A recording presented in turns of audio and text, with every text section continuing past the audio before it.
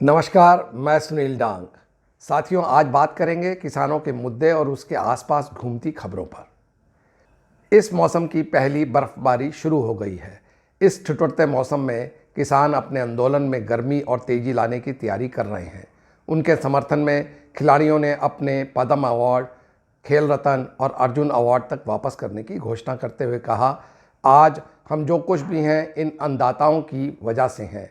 अगर यह हमारा ख्याल नहीं रखते तो हम राष्ट्रीय अंतर्राष्ट्रीय स्तर के खिलाड़ी कैसे बनते। आज यह अगर मुसीबत में है तो हमें इनके साथ खड़ा होना पड़ेगा। अब सिविल सर्वेंट भी इस मुहिम में जुड़ गए हैं। IPS Lakhwinder Singh Jakhar DIG prisoner ने प्री मेच्योर रिटायरमेंट की घोषणा करके सबको चौंका दिया, क्योंकि उनका मानना था कि मेरी जेल में अपराधी ही रह सकते हैं, किसान नहीं। इसी बीच गुरुओं की फौज यानी निहंगों के जत्थे इस आंदोलन में जुड़ गए हैं और वह पुलिस और आंदोलनकारियों के बीच में आकर बैठ गए हैं। उनका कहना है कि वह रेफरी का काम करेंगे। आजकल नए नए जुमले सुनने को मिलते हैं कि किसान टुकड़ा टुकड़ा गैंग का मेंबर है, आतंकवादी है या खालिस्तानी है। नहीं, वह तो अन्नदाता है, जिसकी वजह से देश भूखे पेट नहीं सोता। इन्हीं की वजह से जहां हमारी जीडीपी -23 हो गई थी, वह -9 तक पहुंच गई है। शायद यही वजह है कि कोरोना वायरस के चलते कॉरपोरेट कंपनियां जब हर जगह से पिट गई तो वह इस सेक्टर में प्रवेश करना चाहती है। इसको समझने के लिए हमें जुलाई 2020 के अखबारों को खंगालना होगा, जब यह खबर आई कि गूगल और फेसबुक में रिलायंस प्लेटफॉर्म पर 7.7% हिस्सा लेने के लिए लगभग 33,737 करोड़ रुपया खर्च किया, तो यह पहला प्रश्न उठा कि गूगल जैसी कंपनी ऐतिहासिक निवेश इस कंपनी में क्यों कर रही है।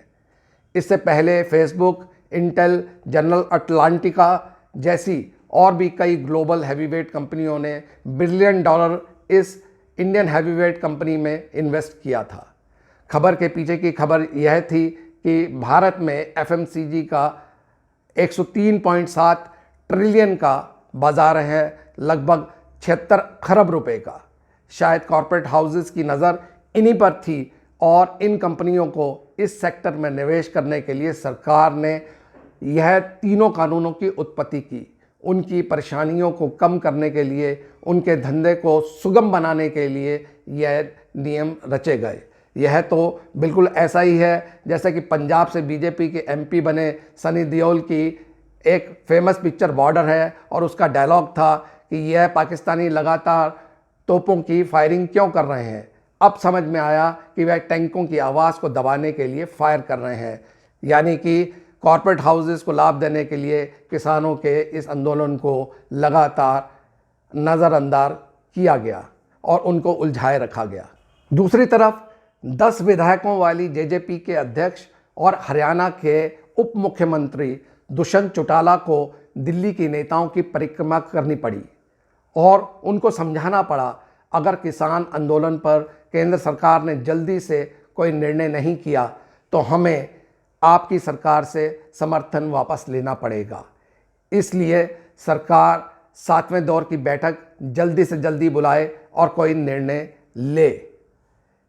हमारे विधायकों पर किसानों का दबाव है। क्या बीजेपी इस राजनीतिक नुकसान के लिए तैयार है?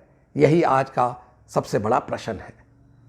जो पत्रकार नरेंद्र मोदी को 1990 से उनकी राजनीति को देख रहे हैं, समझ रहे हैं, उन सभी को लग रहा है कि यह जो राजनीति हो रही है मोदी स्टाइल नहीं है। वह कड़े फैसले लिए जाने और उनको ज़मीन पर लाने के लिए जाने जाते हैं, पर इस किसान आंदोलन के दौरान उनका रुख बहुत लचीला और समझौतावादी रहा।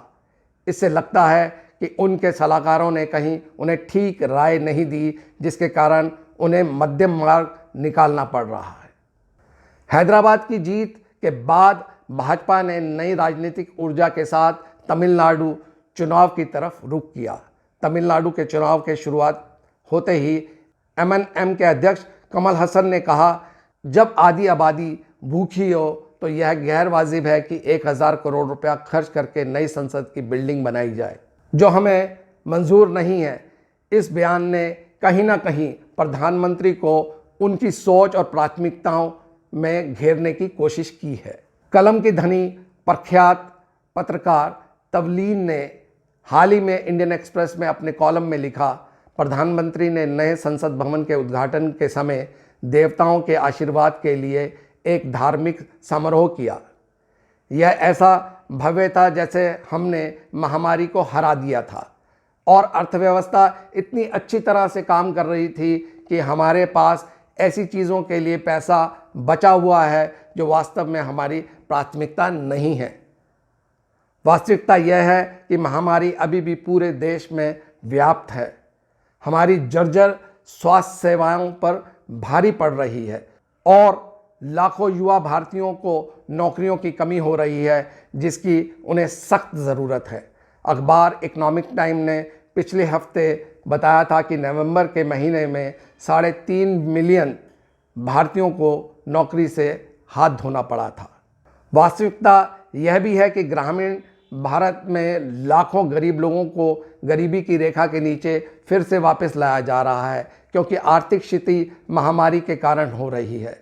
ऐसे गहरे आर्थिक संकट के समय में क्या यह थोड़ा अधिक वास्तविक नहीं है कि हम एक नए संसद भवन पर हजारों करोड़ रुपए खर्च करेंगे? क्या प्रधानमंत्री दिल्ली की सीमाओं पर 2 सप्ताह से अधिक समय से डेरा डाले किसानों को देख पा रहे हैं? किसान कृषि कानूनों का विरोध कर रहे हैं क्योंकि उनका मानना है इससे उन्हें बहुत अधिक नुकसान होगा। नए कृषि कानूनों को वापस लिए जाने की मांग को लेकर देश भर के किसान 19वें दिन भी आंदोलनरत हैं। केंद्रीय गृह मंत्री, उद्योग मंत्री, रेल मंत्री, कृषि मंत्री की अपील के बाद भी किसानों पर कोई असर नहीं पड़ रहा है। उन्होंने साफ और स्पष्ट शब्दों में आंदोलन जारी रखने का ऐलान कर दिया है। साथ ही भानु गुट को अपने से अलग करते हुए ये कहा है कि आगे से सभी फैसले संयुक्त रूप से लिए जाएंगे। इस घोषणा ने सरकार के प्रयासों पर पानी डाल दिया है। प्रधानमंत्री नरेंद्र मोदी ने अपनी सर्वज्ञता के अंदाज में बिना किसी के विश्वास में लिए जो किया उससे सुधार की हर ज़रूरत का फैसला उल्टा पड़ रहा है। तभी अनुभव दो टुक कहते हैं, नोटबंदी से काला बाजारियों को नुकसान होना था और नुकसान आम जनता का देखा गया। जीएसटी से भला व्यापारियों का और कारोबारियों का होना था लेकिन वे ज़्यादा बर्बाद हो गए। श्रम कानूनों से भला मजदूरों का होना चाहिए था लेकिन वे सबसे ज़्यादा आशंकित और परेशान हैं। उद्योगपति कारोबारियों को तमाम सुधारों से बम हो जाना चाहिए था। देश में निवेश का सैलाब आ जाना चाहिए था। उसकी ऊर्जा उद्यमशीलता पर जैसे अब तो पाला पड़ गया है। वैसे आज़ाद भारत के इतिहास में कभी ऐसा नहीं देखा गया। किसानों के आंदोलन से हुए नुकसान और नए कृषि कानूनों के फायदे गिनाने के लिए बीजेपी पूरे देश में एक बड़ा अभियान चलाएगी। देश में 100 प्रेस कॉन्फ्रेंस, 700 किसान सभाएं और चौपाल आयोजित होंगी। इस अभियान में केंद्रीय मंत्री, वरिष्ठ मंत्री और कानून को लेकर उठ रहे सवालों का जवाब दिया जाएगा। वहीं किसान संगठनों ने आंदोलन को तेज करने की चेतावनी के मद्देनज़र यह कदम उठाया। इसी के चलते किसानों ने भी आंदोलन को बड़े स्तर पर ले जाने की बात ठान ली है। किसानों ने देश भर के टोल नाकाओं को फ्री कराने की तैयारी की है। साथ ही दिल्ली को और बड़ी घेराबंदी करने की चेतावनी दी है। वहीं देश भर में बीजेपी के नेताओं का घेराव से लेकर जिला मुख्यालयों पर प्रदर्शन की भी तैयारी पूरी हो गई है। यही नहीं, पीएम मोदी ने किसानों को मनाने के लिए फिक्की की आम सभा से खास अपील भी की थी। इस पर किसानों की सरकार को नई चेतावनी जारी हो गई।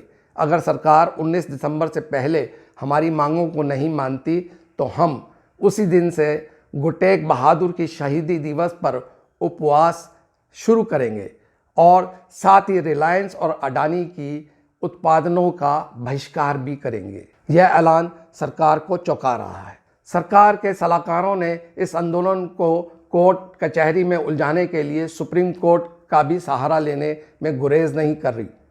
सुप्रीम कोर्ट में एक याचिकाकर्ता ने अर्जी देकर कहा कि यह अधिनियम अवैध और मनमाने हैं। कानून असंवैधानिक है क्योंकि किसानों को बहुराष्ट्रीय कंपनियों के कॉरपोरेट लालच की दया पर रखा जा रहा है। दूसरी याचिका में शाहीन बाग केस का सहारा लेते हुए यह याचिका डाली गई कि किसानों को बॉर्डर से हटा दिया जाए, जिसकी सुनवाई अब 16 दिसंबर को सुप्रीम कोर्ट के सीजीआई की अध्यक्षता वाली पीठ सुनेगी। क्या अन्नदाता भूखा दिल्ली के बॉर्डरों पर पड़ा रहेगा या सरकार संवेदनशील होकर कोई ऐसा मार्ग निकालेगी जिससे यह सब ठीक हो जाए? यही आज का सबसे बड़ा प्रश्न है। साथियों, आपको मेरा यह कार्यक्रम कैसा लगा? लाइक कीजिएगा, कमेंट कीजिएगा, शेयर कीजिएगा, सब्सक्राइब कीजिएगा और बेल आइकॉन को दबाना ना भूलिएगा, ताकि YouTube आपको समय समय पर मेरे कार्यक्रमों की जानकारी दे। नमस्कार।